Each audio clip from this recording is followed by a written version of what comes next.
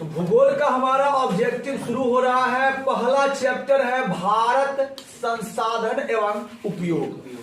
पहला क्वेश्चन आपके सामने आ रहा है, सौर ऊर्जा निम्नलिखित में से कौन सा संसाधन है? सौर ऊर्जा सूर्य से प्राप्त होने वाली ऊर्जा है जो कभी भी समाप्त होने वाली नहीं है, या यूं कहें ये एक बार समाप्त हो जाता है, इनको पुनः पूर्ति किया जा सकता है और ऐसे संसाधन को हम नवीकरणीय संसाधन कहते हैं। ऑप्शन है ये क्या मानवकृत है? नहीं। पुनः पूर्ति योग्य है? हाँ, इनकी पुनः पूर्ति की जा सकती है। अगला प्रश्न है, कोयला किस प्रकार का संसाधन है? कोयला एक बार समाप्त हो जाएगा तो पुनः उनको प्राप्त नहीं किया जा सकता है, इसका मतलब वह अनवीकरणीय संसाधन हुआ।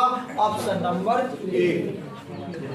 अगला प्रश्न है आपका, समुद्री क्षेत्र में राजनैतिक सीमा के कितनी किलोमीटर क्षेत्र तक राष्ट्र संपदा निहित है? अगर कोई देश है उसका समुद्री तट से 19.2 किलोमीटर और वही अगर मील में आ जाए तो 12 मील होगा। इसी को क्या कहते हैं? 12 मील या 19.2 किलोमीटर के क्षेत्र को राजनीतिक सीमा क्षेत्र कहते हैं। आपका सही ऑप्शन होगा डी। अगला प्रश्न, एक प्रश्न आपका ऊपर वाला छूट गया है। प्रश्न है ये कि तट रेखा से कितने किलोमीटर क्षेत्र सीमा उपवर्जक आर्थिक क्षेत्र कहलाता है? ये आपका तट से 200 नॉटिकल मील की दूरी के क्षेत्र को क्या कहते हैं? अपवर्जक आर्थिक क्षेत्र। ऑप्शन नंबर बी आपका सही हुआ। अगला प्रश्न है, किसने कहा था कि संसाधन होते नहीं बनते हैं? होता नहीं, उनको बनाया जाता। अगर लोहा मिल रहा है तो लोहा को हम उखाड़ करके तब उससे मोटरसाइकिल बनाते हैं, ना कि लोहा अपने आप आया और मोटरसाइकिल बन गया। तो ये शब्द जो है ये जिम्मरमैन का था। ये महत्वपूर्ण वाक्य। द्वितीय पृथ्वी सम्मेलन कहाँ हुआ था? पृथ्वी सम्मेलन 3 हुए थे। 3 पृथ्वी सम्मेलन में पहला हुआ था Rio de Janeiro. Rio de Janeiro ये ब्राजील में हुआ था। दूसरा जो हुआ था वो न्यूयॉर्क में हुआ था और तीसरा जो हुआ था वो हुआ था जोहान्सबर्ग दक्षिण अफ्रीका में। तो 3 पृथ्वी सम्मेलन हुए थे। प्रश्न है द्वितीय पृथ्वी सम्मेलन कहाँ है? Option A New York. अगला प्रश्न है, किसने कहा हमारे पास पेट भरने के लिए बहुत कुछ है लेकिन पेटी भरने के लिए कुछ भी नहीं? ऑप्शन आपका होगा महात्मा गांधी। अगला है, प्रथम पृथ्वी सम्मेलन कहाँ हुआ था? अभी हमने आपको बताया रियो डी जेनेरो कहाँ है? ब्राजील में। अगला प्रश्न है, पर्यावरण संरक्षण हेतु पहला विश्व शिखर सम्मेलन कहाँ हुआ? ऑप्शन होगा स्टॉकहोम, सी नंबर। तृतीय पृथ्वी सम्मेलन कहाँ हुआ था? अभी बताए थे जोहान्सबर्ग अफ्रीका में। क्योटो सम्मेलन कब हुआ था? क्योटो सम्मेलन 1997 ईस्वी में। कहा? जापान का एक शहर था जिसका नाम था क्योटो। अगला प्रश्न है, नर्मदा बचाओ आंदोलन। नर्मदा नदी पर जो बांध बन रहा था वहां के पुनर्वासित लोगों के द्वारा एक आंदोलन चलाया गया था जिनका नेतृत्व करता थी Medha Patkar. Option number B. अगला प्रश्न, डाकुओं की अर्थव्यवस्था किससे संबंधित है? तो डाकुओं की अर्थव्यवस्था संसाधनों के अनियोजित विदोहन से है। आपका ऑप्शन नंबर बी। राजस्थान में किस संसाधन की कमी है? तो राजस्थान का अधिकतर एरिया जो है क्षेत्र है उसमें बालू है और यहाँ पर बालू होने के कारण पानी की क्या है? कमी है। तो किस संसाधन की कमी है? जल। अगला प्रश्न है स्मॉल इज ब्यूटीफुल पुस्तक के लेखक कौन है? स्मॉल इज ब्यूटीफुल पुस्तक के लेखक सुमशेर हैं। अगला प्रश्न, निम्न प्राकृतिक संपदाओं में किसका भंडार सीमित है? किनका भंडार सीमित है? हवा पर्याप्त है, मिट्टी भी पर्याप्त है, सौर शक्ति जब तक सूरज रहेगा सौर शक्ति रहेगी, तो क्या सीमित है? कोयला, क्योंकि ये खत्म हो जाने के बाद पुनः ये प्राप्त होने वाला नहीं है। दूसरा चैप्टर हम चलते हैं भूगोल का, हमारा है भूमि संसाधन। भूमि संसाधन के अंतर्गत हमारा पहला प्रश्न है काली मृदा का दूसरा नाम क्या है? सभी जानते हैं रैगुर मृदा। और काली मिट्टी सबसे ज्यादा जल सोखने के लिए जानी जाती है और इसमें सबसे उपयुक्त फसल जो होती है वो कपास की फसल होती है। अगला प्रश्न है पंजाब में भू निम्नीकरण, जो भूमि में गुणवत्ता की कमी हो रही है, भूमि का कटाव हो रहा है, उसका मुख्य कारण क्या है? अधिक सिंचाई। अगला प्रश्न है मरुस्थलीय मृदा का विस्तार। मरुस्थलीय अर्थात बलुई मिट्टी का विस्तार निम्न में से कहां सबसे ज्यादा है?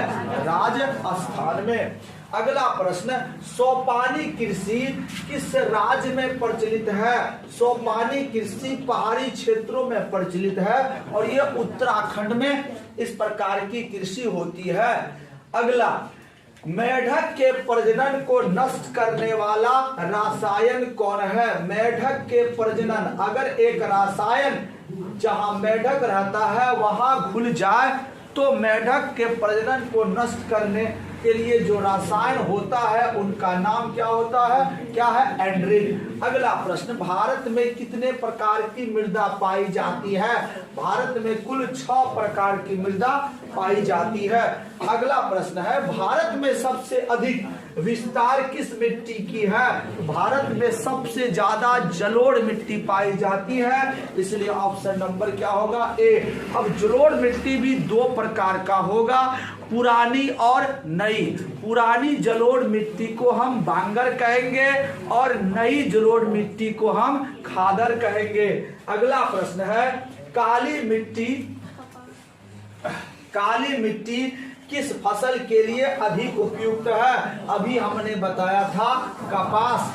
पुरानी जलोढ़ मिट्टी को क्या कहा जाता है? पुरानी जलोढ़ मिट्टी को बांगर कहा जाता है। अगला उत्तर बिहार में बालू प्रधान जलोढ़ को क्या कहते हैं? बालू प्रधान जलोढ़ को क्या कहा जाता है? आपका ऑप्शन होगा क्या? दियारा। उत्तर बिहार में नदियों के किनारे बालू के साथ जलोढ़ मिट्टी मिलती है जो काफी उपजाऊ होती है और एक विशाल मैदान बनाती है। नदी के किनारे ये बहुत बड़े क्षेत्रफल पे स्थित क्षेत्र को हम क्या कहते हैं? दियारा, जो काफी उपजाऊ भी होते हैं। अगला प्रश्न है हमारा नवीन जलोढ़ मिट्टी को क्या कहा जाता है? क्या? खादर। दियारा भूमि किस फसल के लिए विश्व प्रसिद्ध है? दियारा में जो जलोढ़ मिट्टी के साथ बलुई मिट्टी अर्थात ढीली मिट्टी पाई जाती है उसके लिए सबसे उपयुक्त जो है मक्का फसल है। अगला प्रश्न है काजू की खेती के लिए उपयुक्त मृदा कौन सी है? तो काजू की खेती सबसे बेहतर ढंग से लेटेराइट मिट्टी में की जाती है। अगला प्रश्न उड़ीसा में भूमि निम्नीकरण का मुख्य कारण क्या है? पंजाब में हमने यही चीज पढ़ा था तो वहां सिंचाई था। जब हम उड़ीसा चले जाएंगे तो वहां होगा वन का उन्मूलन अर्थात वनों का उन्मूलन, अधिक से अधिक वनों की कटाई। पवन अपर्दन वाले अर्थात हवा द्वारा जो मिट्टी को उड़ाया जाता है उस क्षेत्र में कृषि की कौन सी पद्धति उपयोगी मानी जाती है? तो अगर मिट्टी पतली हो, महीन हो और वहां हवाएं लगातार बहती हो तो यहाँ से मिट्टी एक जगह से दूसरे जगह उड़ेगी, और इसको बचाने के लिए हम इसके ऊपर हल्का परतदार घास लगा सकते हैं, और परतदार घास लगाने की कृषि को हम कहते हैं पट्टिका कृषि। अगला प्रश्न है, किस मृदा में नमी धारण करने की क्षमता सबसे अधिक होती है? हमने बताया था काली मृदा में। अगला प्रश्न है, अगला प्रश्नांक है अध्याय तीसरा, हम आ रहे हैं। हमारा अध्याय तीसरा का पहला प्रश्न है, विरहद क्षेत्र में जल की उपस्थिति के कारण पृथ्वी को क्या कहते हैं? तो पृथ्वी में जल होने के कारण जब पृथ्वी को आकाश से या अंतरिक्ष से देखा जाता है तो इसका कलर कैसा हो जाता है? नीला, इसलिए इसे नीला ग्रह कहा जाता है। देश के बांधों को किसने भारत का मंदिर कहा था? पिछले साल इस प्रश्न को पूछा गया है। तो देश के बांधों को भारत का मंदिर पंडित जवाहरलाल नेहरू ने कहा था। अगला है, प्राणियों के शरीर में कितना प्रतिशत जल की मात्रा निहित होती है? प्राणियों के शरीर में 65% जल की मात्रा निहित होती है। अगला प्रश्न है, बिहार में अति जल दोहन से किस तत्व का संकेंद्रण बढ़ा है? बिहार में अति जल दोहन से आर्सेनिक, किसका? आर्सेनिक का मात्रा बढ़ गया है, आर्सेनिक तत्व। और यही चीज राजस्थान और महाराष्ट्र में जब पहुंचते हैं तो वहां पर भी अत्यधिक जल का दोहन हो रहा है, बहुत ज्यादा भूमि के अंदर से जल को निकाला जा रहा है, और वहां पर जिस तत्व की मात्रा बढ़ गई है उसका नाम क्या है? फ्लोराइड। वही चीज बिहार में है तो कौन सा तत्व होगा? आर्सेनिक। कुल जल का कितना प्रतिशत भाग महासागरों में निहित है?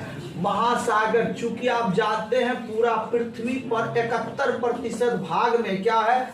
जल है, और इस पूरा पृथ्वी में 96.6% जल जो है वो महासागरों में पाया जाता है, और 2.5% जल ऐसा है जो मृदु है जिसको हम पी सकते हैं। तो आपका सही ऑप्शन क्या होगा? डी 96.6। अगला प्रश्न, सर्वाधिक वर्षा कहाँ होती है?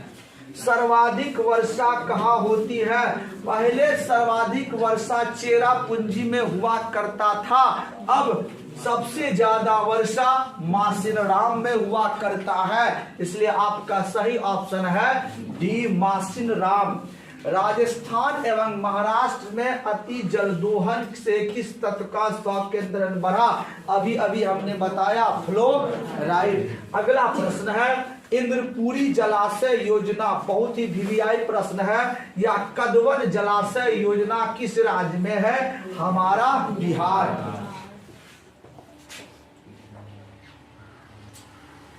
अगला प्रश्न है, भारत में कुल विद्युत का कितना प्रतिशत भाग जल विद्युत से प्राप्त होता है? विद्युत तापीय विद्युत प्राप्त करते हैं सबसे अधिक मात्रा में, उसके बाद हम बड़े बड़े बांध को बनाकर जल से विद्युत प्राप्त करते हैं, और उसमें योगदान कितना है? 22%। अगला प्रश्न है, भारत में जल का सबसे अधिक उपयोग कहाँ किया जाता है? तो सबसे अधिक उपयोग कृषि कार्य में सिंचाई के लिए किया जाता है। राष्ट्रीय जल नीति किस वर्ष घोषित हुई? आपका सही आंसर होगा 1987। विश्व के कुल जल संसाधन का कितना प्रतिशत भारत में उपलब्ध है? पूरी दुनिया में जितना भी पानी है उसका मात्र 4% हमारे भारत में मौजूद है। पृथ्वी का कितना प्रतिशत भाग जल से ढका है? अभी बताए थे 71%। विश्व में कुल जल आयतन का कितना भाग मृदु जल है, मीठा है अर्थात पीने लायक है? 2.5%। अगला प्रश्न,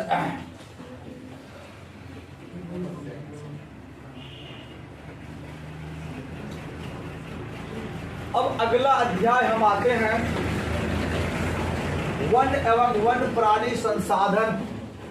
प्रश्न है भारत का राष्ट्र पक्षी क्या है, कौन सा है? तो सभी जानते हैं भारत का राष्ट्र पक्षी कौन सा है? मयूर। कहता किस राज्य में वन का सबसे अधिक विस्तार है? सबसे ज्यादा वनों वाला राज्य मध्य प्रदेश है। अगला प्रश्न है इनमें से कौन सा जीव जो केवल भारत में ही पाया जाता है? डॉल्फिन। टैक्सोल का उपयोग होता है, टैक्सोल जो रसायन है उसका उपयोग किसमें होता है? तो कैंसर में होता है। चरक, चरक का संबंध किससे है? चरक जो थे आयुर्वेद के महान ज्ञाता थे और उनका संबंध हमारे भारत से है। अगला प्रश्न है वन संरक्षण एवं प्रबंधन की दृष्टि से वनों को कितने वर्गों में बांटा गया है? सही ऑप्शन होगा 3 वर्गों में। ठीक है। बिहार में कितने प्रतिशत भौगोलिक क्षेत्र में वनों का विस्तार है? कितने प्रतिशत? तो बिहार वनों के मामले में काफी पिछड़ा है, मात्र 7% भूभाग पर वृक्ष है। अगला आइए, वन स्थिति रिपोर्ट के अनुसार भारत में वनों का विस्तार कितना है? भारत में वनों का विस्तार लगभग 21 कहा जाता है, लेकिन एक्यूरेट में चले तो 20.55% भौगोलिक क्षेत्रों में भारत में क्या है? वन है। संविधान की धारा 21 का संबंध किससे है? संविधान की धारा 21 का संबंध वन जीवों तथा प्राकृतिक संसाधनों के संरक्षण से है। अगला प्रश्न है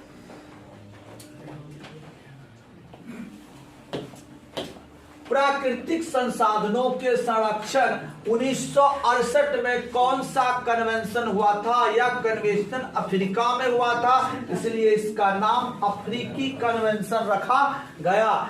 अगला है मैंग्रोव्स का संबंध अधिक सबसे अधिक विस्तार कहाँ है? तो मैंग्रोव्स वन उसे कहते हैं जो पानी में पाया जाता है। इस यहाँ नीचे इसके जड़ में पानी होते हैं, ऊपर बड़े बड़े वृक्ष होते हैं, और पानी में सबसे ज्यादा वृक्ष जो है बंगाल में पाया जाता है और उस क्षेत्र को कहा जाता है सुंदर वन। तो आपका कहीं ना कहीं ऑप्शन होगा सुंदर वन। सही ऑप्शन है बी। यहीं पर एक विशेष प्रकार का बाघ पाया जाता है जिसे द बंगाल टाइगर कहा जाता है। अगला प्रश्न है आपका पुनेन किस रोग की दवा है? पुनेन जो है मलेरिया, पुनेन मलेरिया से बचाव के लिए दवा के रूप में उपयोग किया जाता है और यह सिनकोना नामक वृक्ष, सिनकोना नामक वृक्ष की छाल से प्राप्त किया जाता है। यह वृक्ष सबसे अधिक श्रीलंका में और भारत के दक्षिणी भाग में पाया जाता है। अगला प्रश्न है पुनेन किस वृक्ष से प्राप्त होता है? ऑप्शन होगा सिनकोना। बाघ परियोजना कब प्रारंभ हुआ था? तो बाघ परियोजना 1973 में प्रारंभ हुआ था। इसी परियोजना का नाम प्रोजेक्ट टाइगर भी है। अगला प्रश्न है भारत का राष्ट्र पशु कौन है? कौन नहीं बता पाएगा? बाघ। आपका अगला प्रश्न है घड़ियाल प्रजनन केंद्र कहाँ स्थापित है? घड़ियाल मगरमच्छ का एक प्रजाति होता है जिसका प्रजनन केंद्र मुरैना में स्थापित किया गया है। अगला प्रश्न है भारत में उजला बाघ प्रजनन केंद्र, उजला बाघों का कलर उजला, उनके लिए कहाँ प्रजनन केंद्र स्थापित किया गया है? तो नंदनकानन उड़ीसा में। अगला संकटग्रस्त पादप प्रजातियों की सूची क्या कहलाती है? उसे रेड डाटा बुक कहते हैं। अगला प्रश्न है साल, साल जिसको आम भाषा में सखुआ भी कहते हैं, बड़ा महंगा लकड़ी होता है। साल किस वन का वृक्ष है? तो आपका सही ऑप्शन होगा पतझड़ वन का। हॉट स्पॉट की पहचान किसने जोर दिया था? पहचान पर हॉट स्पॉट उस क्षेत्र को कहते हैं जहां वैसे जीव जंतु पाए जाते हैं जो समाप्त होने के कगार में पहुंच गए हैं, अर्थात संकटग्रस्त जीव उनको कहेंगे। इस पर ध्यान दिया था नॉर्मन मेयर्स ने। अगला प्रश्न है, भारत का पहला जैव मंडल आरक्षित क्षेत्र 1986 में कहां स्थापित किया गया था? तो पहला जैव मंडल आरक्षित क्षेत्र नीलगिरी में स्थापित किया गया था। वन्य जीव बोर्ड की स्थापना कब हुई थी? तो वन्य जीव बोर्ड की स्थापना 1952 में की गई थी। अगला प्लाईवुड जो आजकल प्लाई बन रहा है, वुड मतलब लकड़ी से, तो ये बनाने की परंपरा सर्वप्रथम कहां से शुरू हुई थी? तो सही ऑप्शन है जर्मनी से। वन संरक्षण अधिनियम कब लागू किया गया? तो वन संरक्षण अधिनियम 1980 ईस्वी में लागू किया गया था। अगला प्रश्न है, सुंदरवन कहाँ है? सुंदरवन पश्चिम बंगाल में है, गंगा के डेल्टा में यह स्थित है। वहां पर मैंग्रोव वन पाए जाते हैं और वहां पर बंगाल टाइगर नामक बाघ भी पाया जाता है। अगला प्रश्न, अगला चैप्टर आपका है खनिज संसाधन। प्रश्न देखिए, इसके अंतर्गत पहला आ रहा, किस खनिज को उद्योगों की जननी कहा गया है? लोहा के बिना कोई भी कार्य संभव नहीं है। सबसे ज्यादा मशीनें लोहा की बनती है, इसीलिए छोटा से छोटा पिन से लेकर बड़ा से बड़ा मशीन तक किससे बनाया जाता है? लोहा। इसीलिए लोहा को उद्योगों की जननी अर्थात माताजी कहते हैं। सीमेंट उद्योग का सबसे प्रमुख कच्चा माल क्या है? चूना पत्थर, और सबसे ज्यादा चूना पत्थर मध्य प्रदेश में पाया जाता है। सबसे ज्यादा लोहा की बात करें तो ये कर्नाटक में पाया जाता है। अगला प्रश्न है, एल्यूमिनियम बनाने के लिए किस खनिज की आवश्यकता होती है? जो खनिज होगा वो उनका अयस्क होगा, क्योंकि अयस्क ही खनिज होता है। और एल्युमिनियम का आपने अयस्क केमिस्ट्री में भी पढ़ा होगा, बॉक्साइट और कोरंडम। तो इसमें से लोहा, टीन, मैग्नीज बिल्कुल नहीं होगा। सही क्या होगा? बॉक्साइट। इसी से हम प्राप्त करते हैं एल्युमिनियम। कौन भारत की सबसे बड़ा लौह उत्पादक राज्य है? अभी हमने बताया कर्नाटक। निम्नलिखित में कौन अधात्विक खनिज का उदाहरण है? अधात्विक वो धातु नहीं है। सोना धातु है, टीन धातु है, अभ्रक धातु है, अधातु कौन है? ग्रेफाइट। अगला प्रश्न है,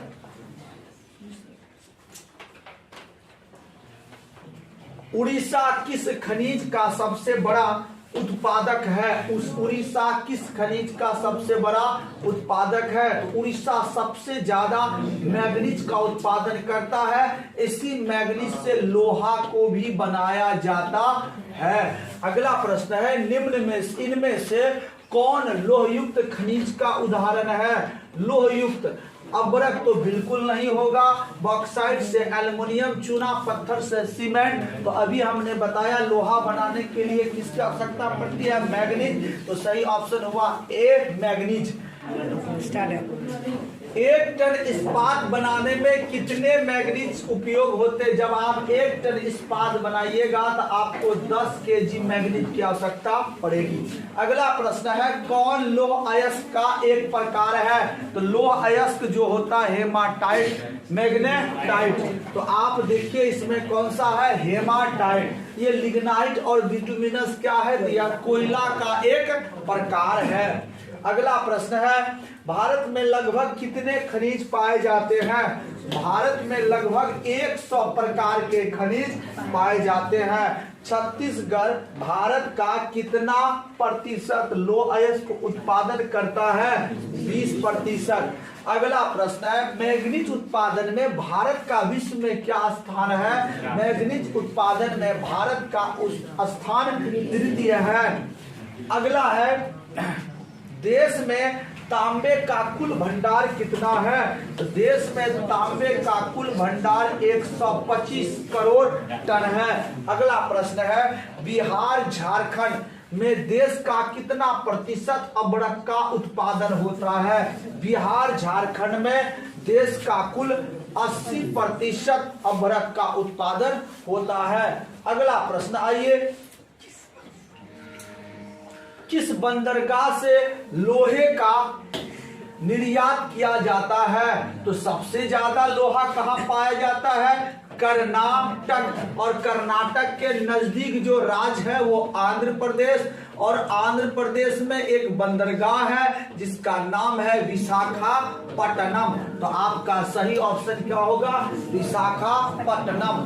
भारत का लोहा किस देश को निर्यात किया जाता है? तो लिखेंगे आंसर जापान। अगला प्रश्न है, यूरेनियम का प्रमुख स्थल। यूरेनियम जो परमाणु तापीय विद्युत ऊर्जा होता है जिससे हम परमाणु बम भी बनाते हैं, लेकिन भारत में मुख्यतः यूरेनियम का उपयोग परमाणु ताप घरों में ईंधन के रूप में किया जाता है जिससे हमें बिजली प्राप्त होता है। तो भारत में यूरेनियम का प्रमुख स्थल कौन सा है?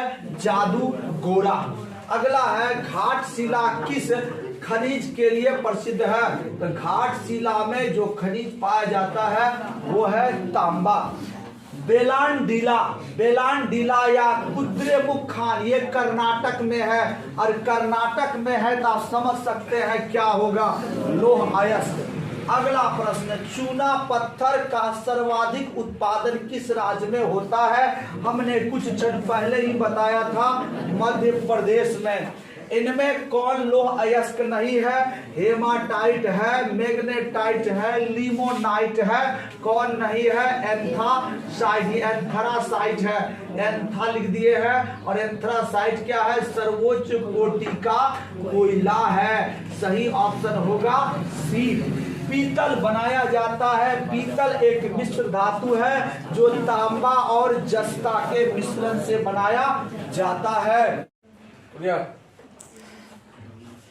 भारत का प्रथम तेल शोधक कारखाना कहाँ स्थित है? तो बरौनी में। अगला प्रश्न है, दक्षिण भारत की सबसे बड़ी नदी घाटी परियोजना। दक्षिण भारत की सबसे बड़ी नदी घाटी परियोजना तुंगभद्रा परियोजना थी। अगला प्रश्न है, एशिया का सबसे बड़ा परमाणु विद्युत गृह कौन सा है? तो एशिया का सबसे बड़ा भी कहिए और एशिया का सबसे पहला भी कहिए, वो है तारापुर। कहाँ स्थित है? महाराष्ट्र। अगला प्रश्न है, प्राथमिक ऊर्जा का उदाहरण कौन नहीं है? प्राथमिक ऊर्जा का उदाहरण, कोयला पृथ्वी से प्राप्त हो रहा प्राथमिक, पेट्रोलियम पृथ्वी के अंदर प्राथमिक, प्राकृतिक पृथ्वी के अंदर, विद्युत ऊर्जा क्या पृथ्वी के अंदर से प्राप्त होता है? नहीं, हम कोयला को ही बनाते हैं। तो द्वितीयक ईंधन का परिभाषा है कि प्राथमिक ईंधन को जब हम दूसरे प्रकार के ईंधन में बदलते हैं तो उसी को क्या कहते हैं? द्वितीयक। तो विद्युत जो है वो द्वितीयक ईंधन है या द्वितीयक ऊर्जा स्रोत है। भाखड़ा नांगल परियोजना किस नदी पर अवस्थित है? तो यह पंजाब में है, सतलज नदी पर। अगला प्रश्न है, प्राकृतिक गैस किस खनिज के साथ पाया जाता है? प्राकृतिक gas LPG gas, CNG gas, diesel, kerosene, ये सारा एक ही पदार्थ से प्राप्त होता है जिसका नाम है पेट्रोलियम। अगला प्रश्न है, भारत के किस राज्य में सौर ऊर्जा के विकास की सर्वाधिक संभावनाएं हैं? सौर ऊर्जा का विकास वहीं होगा जहां सबसे ज्यादा धूप होगा, सबसे ज्यादा गर्मी होगा, और वो है राजस्थान। अगला प्रश्न है, भारत के किस स्थान पर पहला परमाणु ऊर्जा केंद्र स्थापित किया गया था? सभी जानते हैं, तारापुर। अगला प्रश्न है, ऊर्जा का गैर पारंपरिक स्रोत। ऊर्जा का गैर पारंपरिक स्रोत, गैर पारंपरिक स्रोत को हम नवीकरणीय ऊर्जा स्रोत भी कहते हैं। तो नवीकरणीय ऊर्जा स्रोत कौन कौन है इसमें? कोयला नहीं है, विद्युत नहीं है, पेट्रोलियम नहीं है क्या? सौर ऊर्जा। आपका सही ऑप्शन हुआ सौर ऊर्जा। अगला प्रश्न है, सर्वोत्तम कोयले का प्रकार कौन सा है? सभी जानते हैं, एंथ्रासाइट। किस राज्य में खनिज तेल का विशाल भंडार है? तो सबसे ज्यादा खनिज तेल का पता जो लगा है आसाम, और यहाँ के डिगबोई क्षेत्र से सर्वप्रथम भारत में तेल निकाला गया था। मुंबई हाई क्यों प्रसिद्ध है? तो मुंबई हाई खनिज तेल के लिए प्रसिद्ध है।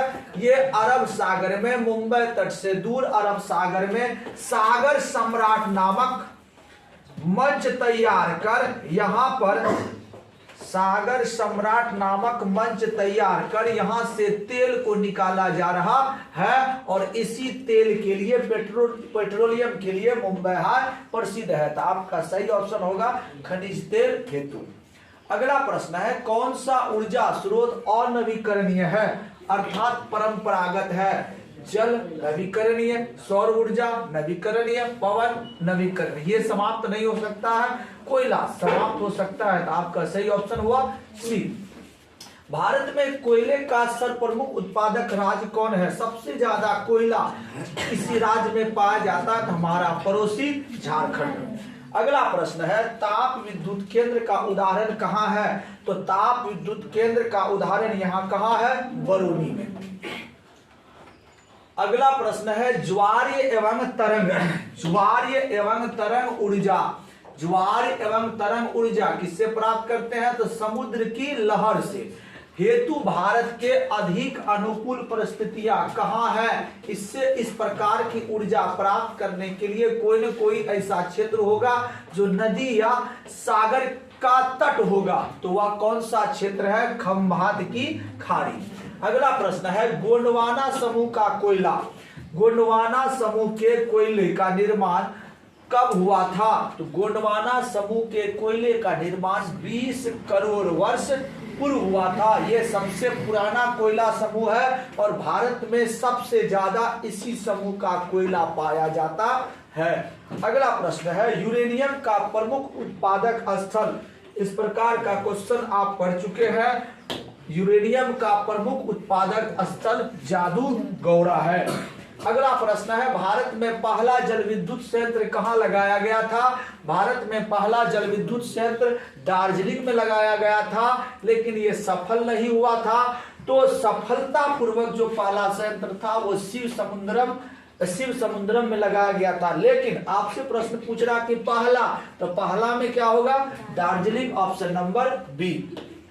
गुजरात में सौर ऊर्जा का आधुनिक संयंत्र कहाँ लगाया जा रहा है? गुजरात में बहुत बड़ा सौर ऊर्जा का प्लांट लगाया जा रहा है और वो लगाया जा रहा है गुजरात के भुज जिला में।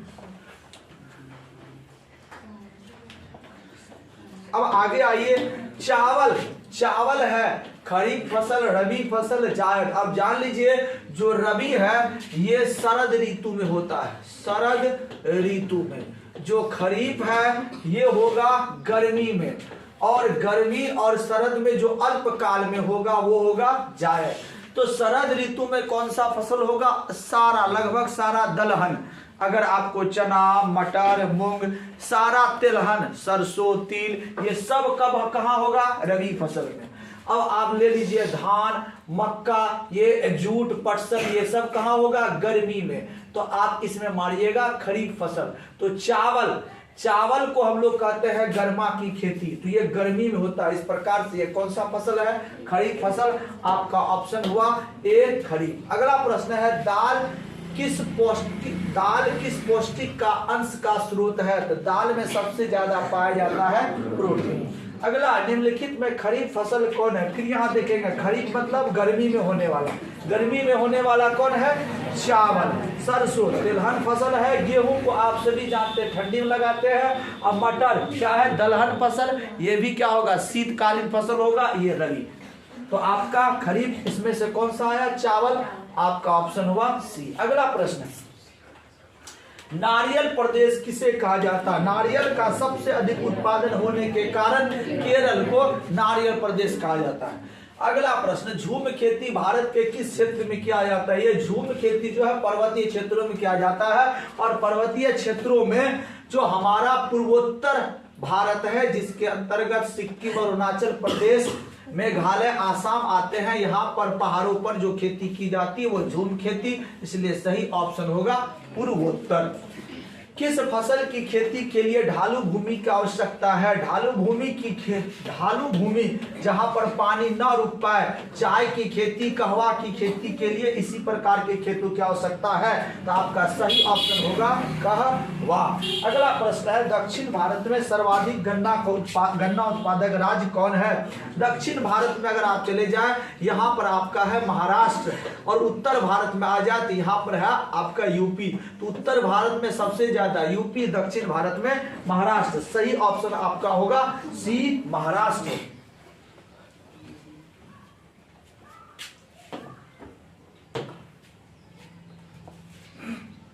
अगला प्रश्न है आपका, अनानास उत्पादन में अग्रणी राज्य। अनानास सबसे ज्यादा अनानास का उत्पादन मेघालय करती है। सुनहरा रेशा किसे कहा जाता है? सुनहरा रेशा कपास को कहा जाता है। अगला प्रश्न है, रबर का सबसे बड़ा उत्पादक राज्य। रबर और मसाले का सबसे ज्यादा उत्पादक राज्य क्या है?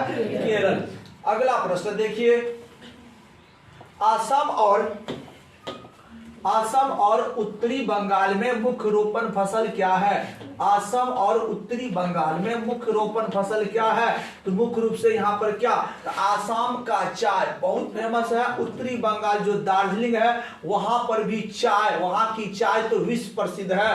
तो इसलिए इन दोनों जगहों में सबसे ज्यादा खेती होती है चाय की। अगला प्रश्न है, फसल के बोने, बढ़ने, पकने के लिए उपयुक्त मौसम वाला समय क्या कहलाता है? फसल के बोने, बढ़ने, पकने के लिए उपयुक्त मौसम वाले समय को कहा जाता है वर्धन काल।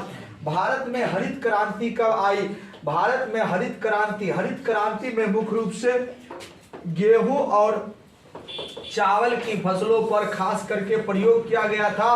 लेकिन सर्वाधिक जो पैदावार हुआ गेहूं के लिए हरियाणा, पंजाब को चुना गया था, जबकि चावल के लिए यूपी को चुना गया था। दोनों ही फसल पर प्रयोग किया गया था, दोनों के लिए उन्नत बीज लाए थे, उन्नत तकनीक का उपयोग किया गया था। लेकिन गेहूं में बहुत ज्यादा उत्पादन हुआ था, चावल में भी हुआ था, ऐसा नहीं कि चावल में नहीं हुआ, लेकिन सबसे ज्यादा गेहूं में हुआ था। और ये हुआ था 1967 ईस्वी में। तो हरित क्रांति कब आई भारत में? 1967। इनमें से कौन खरीफ फसल नहीं है? खरीफ फसल मतलब जो गर्मी में नहीं होता। गर्मी में कौन नहीं होता? तिलहन फसल, दलहन फसल। इसमें कौन सा है? तिलहन, सरसों। सही ऑप्शन हुआ डी। नकदी फसल नहीं है। नकदी और खाद, नकदी मतलब जिसका उद्देश्य केवल और केवल व्यापार की दृष्टि से किया जाएगा, लाभ कमाने के उद्देश्य से किया जाएगा।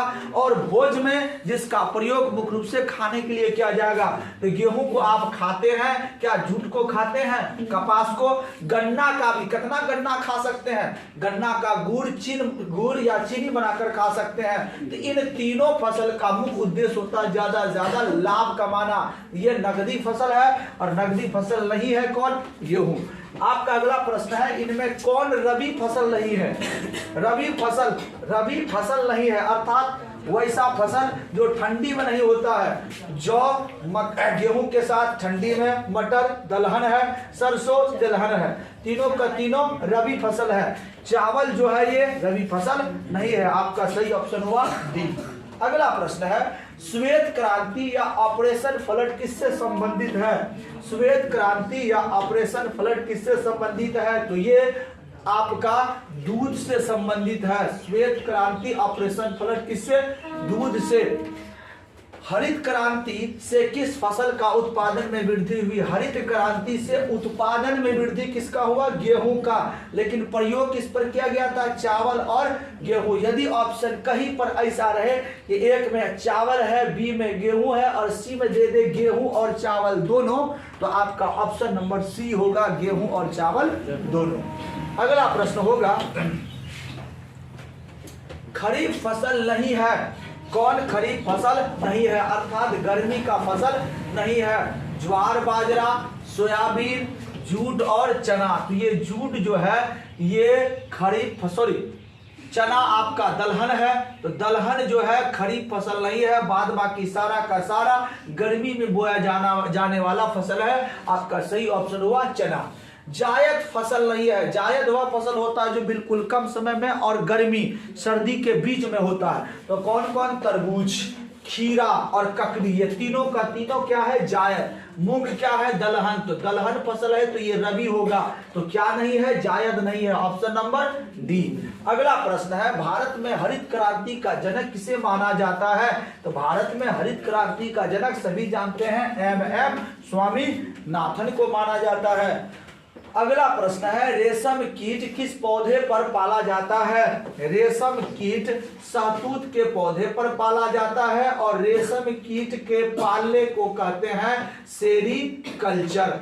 ये बात भी आपको याद रखना है। और रेशम पालन में, रेशम वस्त्र के उत्पादन में बिहार में भागलपुर का एक महत्वपूर्ण स्थान है। अगला प्रश्न है, इनमें से कौन उपभोक्ता उद्योग है? उपभोक्ता मतलब भोजन के लिए किया जाता है। तो पेट्रो रसायन, लोह इस्पात, लोहा हम खाएंगे क्या? लोकोमोटिव मतलब ये आपका रेल डिब्बा बनेगा, तो रेल डिब्बा को भी हम नहीं खाएंगे। पेट्रोल रसायन भी हम खाने में उपयोग नहीं करते। खाने में किसका उपयोग करते हैं? चीनी। तो ये हुआ आपका उपभोक्ता उद्योग। अगला प्रश्न है, भोपाल त्रासदी में किस गैस का रिसाव हुआ था? सभी जानते हैं, मिथाइल आइसोसाइनाइड। अगला प्रश्न है, निम्नांकित में कौन उद्योग कृषि पर आधारित नहीं? कृषि पर कौन नहीं? सूती वस्त्र, कृषि पर चीनी, कृषि पर जूट, कृषि पर क्या नहीं है? तो सीमेंट। सही ऑप्शन होगा आपका बी। अगला प्रश्न है, इनमें से औद्योगिक अवस्थिति का कारक नहीं है। कौन ऐसा कारक जो उद्योग के लिए कोई असर नहीं डालेगा? तो बाजार उद्योग के लिए चाहिए। पूंजी के बिना उद्योग हो नहीं सकता है। अब पूंजी लगाइएगा तो बड़ी बड़ी मशीनें होंगी, उसके लिए ऊर्जा चाहिए। जनसंख्या बढ़े चाहे घटे, इससे उद्योग पर कोई फर्क पड़ने वाला नहीं है। तो सही ऑप्शन आपका क्या होगा? बी। हुगली औद्योगिक प्रदेश ये कहाँ है? बंगाल में। हुगली नदी के किनारे, इसी नदी के ऊपर में बना है हावड़ा का ब्रिज। तो ये औद्योगिक प्रदेश कहाँ होगा? कोलकाता से लेके कहाँ के बीच? हावड़ा। Option number D. निम्नलिखित में कौन छोटे पैमाने का उद्योग है? छोटे पैमाने का उद्योग अगर आप कहें, चीनी नहीं, बहुत बड़ा। कागज बहुत बड़ा। विद्युत उपकरण बहुत बड़ा। खिलौना उद्योग, आप छोटा छोटा खिलौना बना सकते हैं, ये छोटे उद्योग कैटेगरी में आएगा। अगला प्रश्न है आपका कि भारत की सिलिकन वैली इलेक्ट्रॉनिक उद्योग की राजधानी किस शहर को कहा जाता है? सिलिकन नगर कहिए या सिलिकन वैली कहिए या इलेक्ट्रॉनिक उद्योग, वो शहर है बेंगलुरु। पश्मीना ऊन किस जंतु से प्राप्त होता है? एक और ऊन होता है जिसको कहते हैं अंगूरा ऊन। एक होता पश्मीना, एक होता है अंगूरा। पश्मीना ऊन बकरी से प्राप्त किया जाता है, जबकि अंगूरा ऊन खरगोश से प्राप्त किया जाता है। बिल्कुल याद रखेंगे, अगर आपसे पूछा जाए अंगूरा ऊन किससे प्राप्त किया जाता है तो खरगोश, पश्मीना बकरी। भिलाई इस्पात संयंत्र, जिसको आप बोकारो इस्पात संयंत्र कारखाना भी कहेंगे, किस देश के सहयोग से हुआ था? ये भारत का पहला इस्पात संयंत्र केंद्र था, कारखाना था, और जिसको स्थापित करने में मदद किया था हमारा प्यारा मित्र सोवियत संघ, जो आज रूस के नाम से जाना जाता है। अगला प्रश्न है, राउरकेला इस्पात संयंत्र किस देश के सहयोग से? फिर राउरकेला उड़ीसा में भी इस्पात संयंत्र की स्थापना की थी और वो सहयोग था जर्मनी का। फिर दुर्गापुर पश्चिम बंगाल में इस्पात कारखाना किस देश के सहयोग से बना था? तो ये बना था ब्रिटेन के सहयोग से। अगला प्रश्न है, देश का सबसे बड़ा पोत प्रांगण अर्थात बड़ा पनिया जहाज बनाने वाला और पनिया जहाज को रखने वाला, जहां पर पानी के जहाज पर सामान को उतारा जाता है या सामान को चढ़ाया जाता है, वो जगह कहाँ है? तो वो है आपका कोच्चि। देश का प्रथम वस्त्र पार्क कहाँ स्थापित किया गया है? वस्त्र पार्क तिरुपुर तमिलनाडु में। भारत में सबसे पहला सीमेंट कारखाना कहाँ स्थापित किया गया है? भारत में सबसे पहला सीमेंट कारखाना चेन्नई में स्थापित किया गया था। अगला प्रश्न है, सिंदरी उर्वरक कारखाना कहाँ है? सिंदरी हमारे पड़ोसी राज्य में स्थित है, नाम है झारखंड। अगला है, दम घोट गैस किसे कहते हैं? वह गैस जो आपके सामने रख दिया जाए, आपके शरीर के चारों तरफ छोड़ दिया जाए तो आपका दम घुट जाएगा, वो है धुआं, और धुआं में पाया जाता है कार्बन मोनोऑक्साइड। अगला प्रश्न है, डीजल चालित रेल इंजन बनाने का कारखाना कहाँ है? भारत का सबसे बड़ा डीजल इंजन बनाने वाला कारखाना वाराणसी में स्थित है। जूट से बने सामान का सबसे बड़ा उत्पादक राज्य, सबसे ज्यादा जूट का उत्पादन कौन करती है? पश्चिम बंगाल। तो इससे बनाने वाला सामान, इससे सामान बनाने वाला भी राज्य कौन होगा? पश्चिम बंगाल। अगला, भारतीय अंतर्देशीय जलमार्ग प्राधिकरण का गठन किस वर्ष किया गया था? यह गठन 1986 में किया गया था। निम्नलिखित में से कौन सड़कों का एक वर्ग नहीं है? सड़क का वर्ग नहीं है, पूरब पश्चिम गलियारा ये है, इसे ईस्ट वेस्ट कॉरिडोर कहा जाता है। ये बिहार के नेपाल वाले क्षेत्र में ये सड़क को दोहराया गया है। दूसरा एक्सप्रेस वे, अभी हाल फिलहाल में आगरा में भी इसका उद्घाटन किया गया, जयपुर दिल्ली में पहले से ही है। स्वर्णिम त्रिभुज नहीं, स्वर्णिम त्रिभुज नहीं होगा, स्वर्णिम चतुर्भुज होगा। तो आपका ऑप्शन यही सी होगा, जो सड़कों से संबंधित नहीं है। अगला प्रश्न देखिए, स्वतंत्रता प्राप्ति के समय हमारे देश में सड़कों की लंबाई कितनी थी?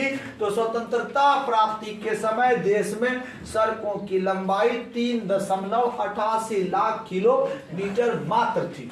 किस वर्ष इंडियन एयरलाइंस को इंडियन नाम दिया गया? तो इंडियन एयरलाइंस को इंडियन 2005 में दिया गया। अगला प्रश्न है, स्वर्णिम चतुर्भुज संबंधित है। स्वर्णिम चतुर्भुज 4 मेट्रो सिटी, 4 महानगर कौन कौन? मुंबई, दिल्ली, चेन्नई और कोलकाता को आपस में जोड़ने के लिए एक सड़क बनाया गया। इसी सड़क का नाम है स्वर्णिम चतुर्भुज मार्ग। और आपका ये चतुर्भुज, स्वर्णिम चतुर्भुज मार्ग किससे संबंधित होगा? सड़क मार्ग से। अगला प्रश्न, सबसे छोटा रेलवे क्षेत्र कौन सा होगा? ये पहाड़ी क्षेत्र है जो उत्तर पूर्व भारत में है, जो दार्जिलिंग की ओर जाती है। इनका नाम है उत्तर पूर्व सीमांत रेलवे। भारत में सर्वप्रथम रेल कब चली? भारत में सर्वप्रथम मुंबई से थाने के बीच 1853 में रेल चली थी। अगला प्रश्न आइए, सीमा सड़क संगठन। सीमा सड़क संगठन की स्थापना कब की गई थी? 1960 में। इसका मुख्य उद्देश्य है, मूल कार्य है सीमा बॉर्डर वाले क्षेत्र में सड़कों का निर्माण करना। स्वर्णिम चतुर्भुज राजमार्ग कितने लेन वाली सड़क है? ये 6 लेन वाली सड़क है, 3 एक साइड 3 एक साइड। अगला प्रश्न है, एशिया का पहला निर्यात संवर्धन क्षेत्र कहाँ है?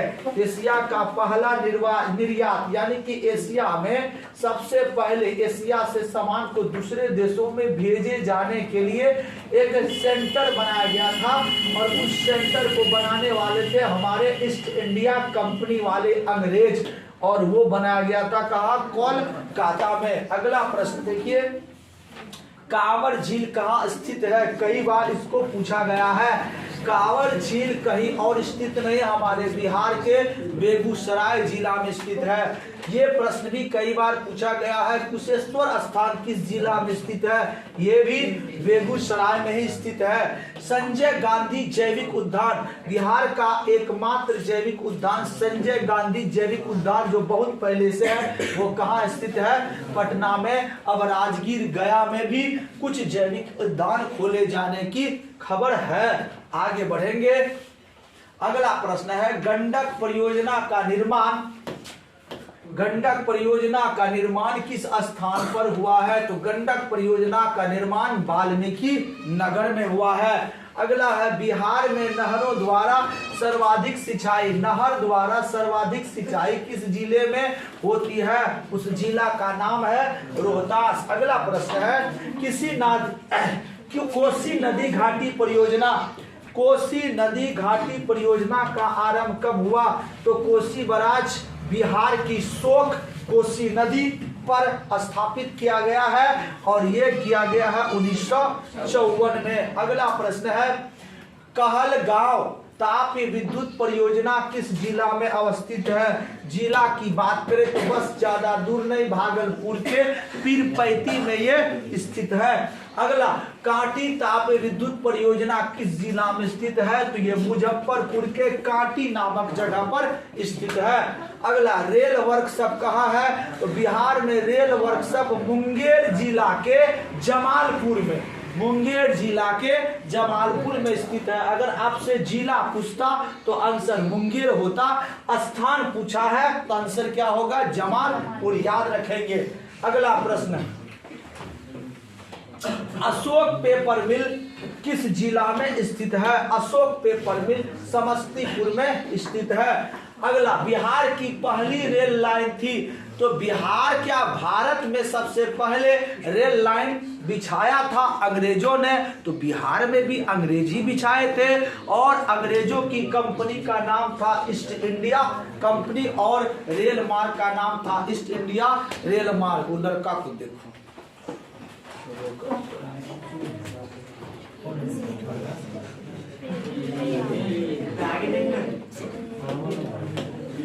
बिहार में रज्जू मार्ग कहाँ है?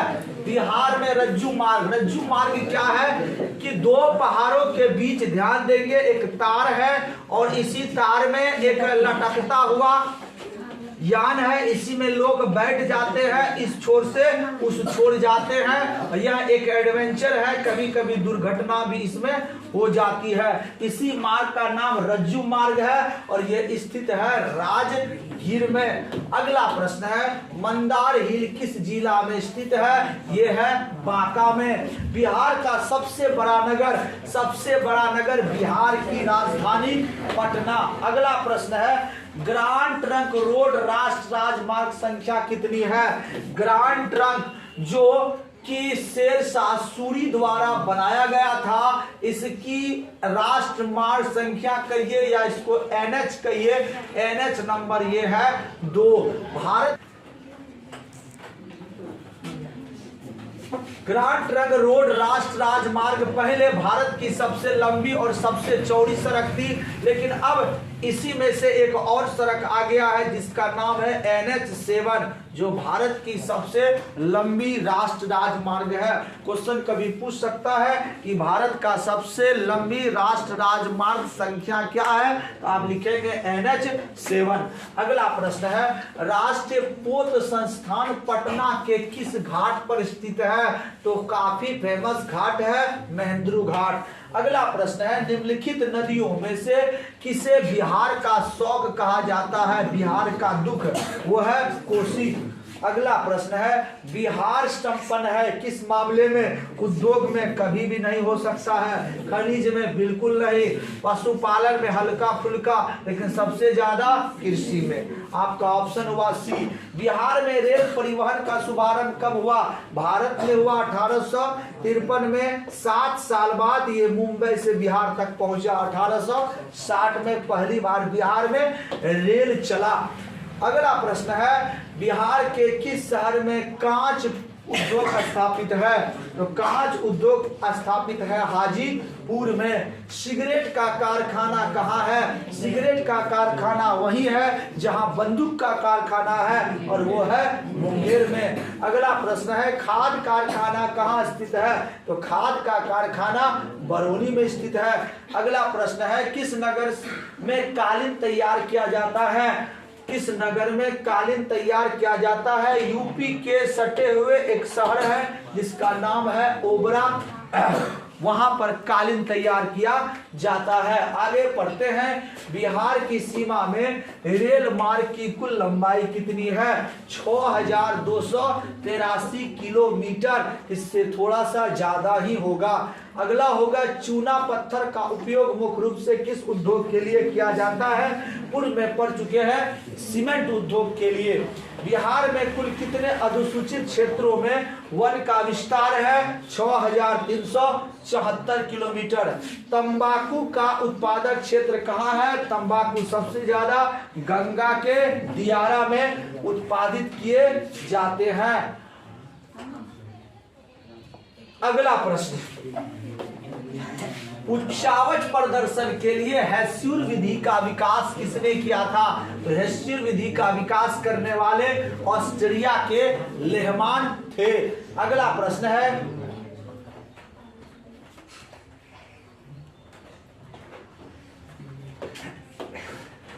तल चिन्ह की सहायता से किसी स्थान विशेष की मापी गई ऊंचाई को क्या कहा जाता है? तल चिन्ह की सहायता से किसी स्थान विशेष के मापी गई दूरी को स्थानिक ऊंचाई कहते हैं। अगला प्रश्न है, स्तर रंजन विधि के अंतर्गत मानचित्रों में नीले रंग से किस भाग को दर्शाया जाता है? तो नीला रंग किसका प्रतीक है? जल का। अगला है, पर्वतीय छायांकन विधि में भू आकृतियों पर किस दिशा में प्रकाश पड़ने की कल्पना की जाती है? तो पश्चिम और उत्तर। तो आपका सही ऑप्शन होगा उत्तर पश्चिम। छोटी